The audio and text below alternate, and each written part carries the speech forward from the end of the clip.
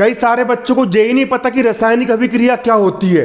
What is chemical reaction? अरे तुमको तो ये ही नहीं पता, तुम तो केमिस्ट्री पढ़ रहे हो, तुम तो विज्ञान पढ़ रहे हो, तो चिंता मत करो, मैं बताऊंगा क्या होती है। तो आज की वीडियो में आपको ये बताने वाला हूं कि रासायनिक अभिक्रिया किसे कहते हैं। पेपर में आपको क्वेश्चन आता है कि रासायनिक अभिक्रिया से आप क्या समझते हो। स्पेशल ये आपका एक कक्षा 11वीं की केमिस्ट्री का चैप्टर 1 का आपका क्वेश्चन है, लेकिन 9वीं क्लास के 10वीं क्लास 11वीं 12वीं जितने भी बच्चे लोग कॉम्पिटिशन एग्जाम्स, हर बच्चा इस वीडियो को देख सकता है, सबके लिए नॉलेजेबल वीडियो है ना। तो चलिए आज की वीडियो में बात करेंगे कि रासायनिक अभिक्रिया क्या कहते, किसको बोलते हैं, केमिकल रिएक्शन किसको बोलते हैं। कुछ नहीं करे रे, कुछ नहीं करे। अपन ने लिए एक गंजा में दूध, अपन ने एक गिलास में क्या ले लिए, दूध ले लिए। दूध गैया का दूध, गाय का दूध होता है ना, दूध है ना। अपन ने एक गिलास में क्या ले लिए, दूध ले लिए। और मैंने दूसरा पदार्थ ले लिया नींबू, दूसरा पदार्थ मैंने क्या ले लिया, नींबू ले लिया। एक गिलास में ले लिया मैंने दूध और दूसरा पदार्थ ले लिया मैंने नींबू। जैसे ही मैं दूध में नींबू निचोड़ूंगा, जैसे ही मैं दूध में क्या मिलाऊंगा, जैसे ही मैं दूध में नींबू मिलाऊंगा, तो दूध में नींबू मिलाने से क्या होता है, दूध फट जाता है और दही बन जाता है। तो जब कभी भी कोई भी दो पदार्थ आपस में क्रिया करके कोई नया पदार्थ बनाते हैं, जब कभी भी कोई दो पदार्थ आपस में क्रिया करके कोई नया पदार्थ बनाते हैं, तो इसको बोल देते हैं रासायनिक अभिक्रिया। ऐसे कि जैसे कि मैंने लिया चूना, मैंने क्या लिया, चूना। मैं किराना की दुकान गया, है ना, मैं कोई बनिए की दुकान गया, वहां से खरीद के लाया मैंने क्या, चूना। मैंने क्या खरीद के लाया, चूना लेकर के आया। चूना में मिला दिया मैंने पानी। जैसे ही मैंने चूना और पानी को मिला दिया तो एक लिक्विड बन गया जिससे हम पुताई करते हैं। तो जैसे ही मैंने चूना में पानी को मिलाया तो एक लिक्विड वाला पदार्थ बन गया। ये भी हो गई रासायनिक अभिक्रिया। मैंने लिया एक गिलास पानी, उसमें मिला दिया एक चम्मच शक्कर। दो पदार्थ को मैंने मिलाया, एक तीसरा पदार्थ बन गया शरबत। पानी और शक्कर को मिलाने से क्या बन गया, शरबत बन गया। ये भी क्या हो गई, आपकी रासायनिक अभिक्रिया हो गई। इसी को तो कहेंगे बच्चों हम केमिकल रिएक्शन। तो क्या होता है केमिकल रिएक्शन? जब कोई तत्व या यौगिक, देखो यहां पर दो पदार्थ, पहला पदार्थ ले लिया मैंने जस्ता एक प्रकार की धातु होती है। जैसे लोहा एक धातु होता है, कापर की धातु होती है, चांदी सोना धातु होता है। उसी प्रकार जस्ता, जिंक जो ब्लेड होती है, रेजर पत्ती है ना, उसी को हम बोलते हैं जस्ता या जिंक। जैसे ही हम जिंक में सल्फ्यूरिक अम्ल, एक पदार्थ होता है अम्ल, अम्ल का मतलब होता है एसिड, अम्ल या एसिड बोलते, बहुत डेंजर पदार्थ होता है ना। हम इसमें क्या मिला रहे हैं, सल्फ्यूरिक अम्ल। H2SO4 कौन सा अम्ल है, सल्फ्यूरिक अम्ल है। जैसे ही हम अम्ल में सल्फ्यूरिक अम्ल और जिंक को हम आपस में मिलाते हैं तो भैया क्या बन जाता है, हाइड्रोजन गैस बाहर निकल जाती है और एक नया वाला पदार्थ बन जाता है ना। Zn का मतलब होता है जिंक और SO4 को पढ़ते सल्फेट, तो क्या बन जाता है, जिंक सल्फेट। Zn को पढ़ते जिंक और SO4 को पढ़ते सल्फेट, तो क्या बन जाता है, जिंक सल्फेट, एक नया वाला पदार्थ बन जाता है ना। ठीक है। तो जब कोई तत्व या यौगिक किसी दूसरे तत्व या यौगिक से आपस में क्रिया करके, है ना, किसी नए पदार्थ का निर्माण करता है। जब कोई तत्व या यौगिक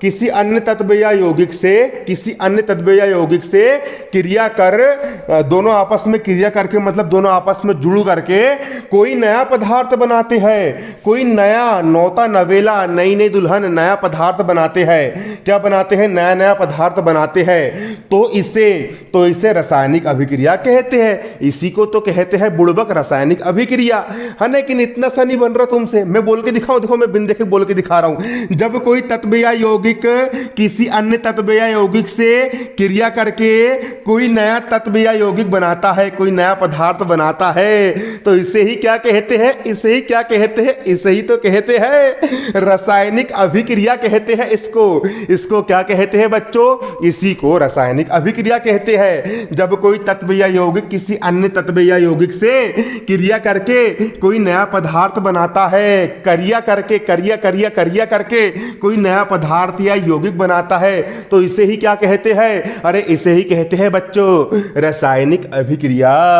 उम्मीद करता हूं कि आपको सवाल समझ में आ गया होगा। मित्रों, मेरे भाइयों और बहनों, मैं नरेंद्र मोदी ये कहना चाहता हूँ कि हमारे अमन सर का चैनल सब्सक्राइब करना है और वीडियो को लाइक करना है। रुको रुको रुको, अभी कहीं नहीं जाना है, थोड़ा सा बचा है, पहले यहाँ पर समझना भी है। एग्जाम्पल, जब जस्ता, जस्ता मतलब जेडन, जेडन का मतलब होता है जिंक, इसको हम पढ़ते हैं जस्ता। जस्ता ये होता है बहुत सस्ता, 1 रुपये में जाता है ब्लेड, है ना। जब जस्ता तनु सल्फ्यूरिक अम्ल, सल्फ्यूरिक अम्ल H2SO4 किसका सूत्र है जे?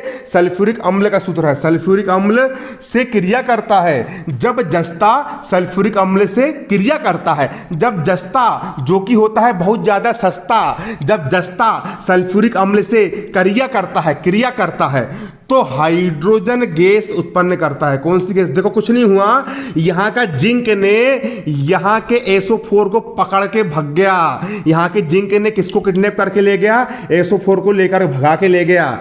यहां का जेडन का हो गया जेडन, यहां का SO4, यहां का SO4 आकर के जहां बैठ गया। अब जे हाइड्रोजन बेचारा अकेला हो गया, तो जे हाइड्रोजन अकेला हो गया, है ना। तो क्या बन गया? जेडन को पढ़ेंगे जिंक, SO4 को पढ़ेंगे सल्फेट, तो क्या बन गया? जिंक सल्फेट बन गया और हाइड्रोजन गैस क्या हो गई? मुक्त हो गई। उसी प्रकार यहां पर देखो, यहां पर पहला है HCl मतलब कि हाइड्रोक्लोरिक अम्ल, H यानी हाइड्रो, Cl यानी क्लोरिक अम्ल। एक हो गया आपका हाइड्रोक्लोरिक अम्ल और दूसरा हो गया NaOH सोडियम हाइड्रो ऑक्साइड, दूसरा हो गया आपका सोडियम हाइड्रो ऑक्साइड। ये दोनों ने आपस में क्रिया कर लिए। यहाँ का Na ने यहाँ के Cl से क्रिया कर लिया तो NaCl बन गया। क्या बन गया? NaCl बन गया। और यहाँ का एक हाइड्रोजन और एक हाइड्रोजन हो गया यहाँ पर आपका 2 हाइड्रोजन और एक ऑक्सीजन को मैंने यहाँ पर ये लिख लिया, तो क्या बन गया आपका? NaCl बन गया। तो है ना, तो 2 पदार्थ ने आपस में क्रिया करके एक नया पदार्थ बना लिए। इसी को हम क्या कहते हैं? रासायनिक अभिक्रिया कहते हैं। अभिक्रिया में भाग लेने वाले पदार्थों को अभिकारक या क्रियाकारक कहते हैं। जो पदार्थ अभिक्रिया में भाग लेते हैं, यहां पर HCl ने अभिक्रिया में भाग लिया है और यहां पर NaOH ने अभिक्रिया में भाग लिया। तो जो पदार्थ अभिक्रिया में भाग लेते हैं, इन पदार्थों को अभिकारक कहा जाता है। इन पदार्थों को क्या कहा जाता है? अभिकारक कहा जाता है। यहां पर HCl भी आपका अभिकारक है और यहां पर NaOH भी आपका अभिकारक है। जो पदार्थ अभिक्रिया में भाग लेते हैं, इन पदार्थों को अभिकारक या क्रियाकारक कहा जाता है।